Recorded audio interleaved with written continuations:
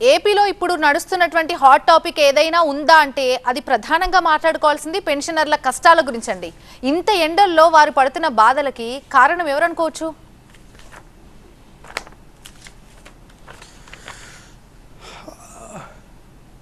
నమస్తే అండి. ముందుగా TV9 ప్రేక్షకులకు, వారధి ప్రేక్షకులకి ముందుగా నా ధన్యవాదాలు తెలుపుతున్నాను. మేడం, వైఎస్ఆర్ కాంగ్రెస్ పార్టీ అధికారంలోకి వచ్చి ఈ రోజుకి ఈ నెలకి 58 నెలలు అయింది. 58 మంత్స్ అయింది.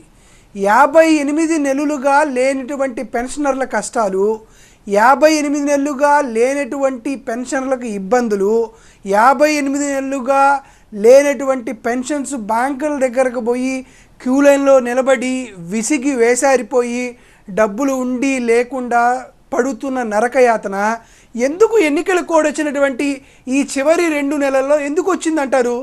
దానికి వైఎస్ఆర్ కాంగ్రెస్ పార్టీ కారణం ఎందుకు అవుతుంది? ఖచ్చితంగా తెలుగుదేశం పార్టీనే, ఖచ్చితంగా ప్రతిపక్ష పార్టీల వల్లే ఈ అన్యాయం జరిగింది. ఖచ్చితంగా తెలుగుదేశం పార్టీ వాళ్ళకి తగిన బుద్ధి రేపు ఎన్నికల్లో కూడా, తగిన శాస్తి రేపు ఎన్నికల్లో కూడా జరుగుతుంది. కాలర్ లైన్లో ఉన్నారండి ఫ్రమ్ చికాగో, కృష్ణ గారు.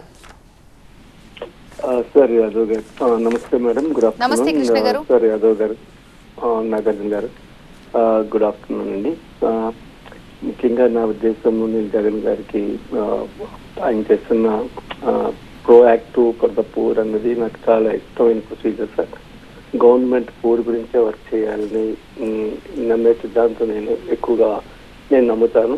సో దాన్ని జగన్ గారు పూర్తిగా అమలు చేస్తున్నందుకు నేను చాలా హ్యాపీగా ఫీల్ అవుతాను.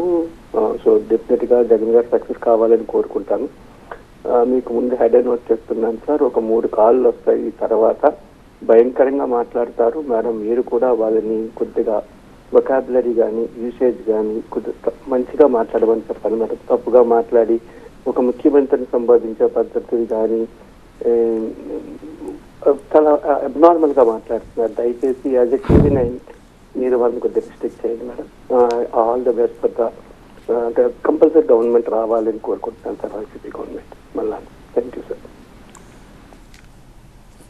చికాగో నుండి కాల్ చేసినటువంటి కృష్ణ గారు, పర్లేదు, వైఎస్ఆర్ కాంగ్రెస్ పార్టీ ఆంధ్రప్రదేశ్ రాష్ట్రంలోనే చాలామందిని చూస్తుంది కాబట్టి విదేశాల నుండి కాస్త శృతి మించి వ్యాఖ్యలు వైఎస్ఆర్ కాంగ్రెస్ పార్టీ అధినేత మీద కానీ ముఖ్యమంత్రి గారి మీద కానీ చేస్తే, బహుశా నాగార్జున యాదవ్ డిస్కషన్లో ఉన్నాడు కాబట్టి అంత ధైర్యం చేయరు. చేస్తే బహుశా చంద్రబాబు నాయుడు గారిని, పవన్ కళ్యాణ్ గారిని ఆ స్థాయిలోనే తిరిగి అనడానికి మేమెవరం భయపడేటువంటి వ్యక్తులం కాదు కాబట్టి ప్రతి ఒక్కరూ జాగ్రత్త ఇచ్చి పుచ్చుకుంటారని కోరుకుంటున్నాం.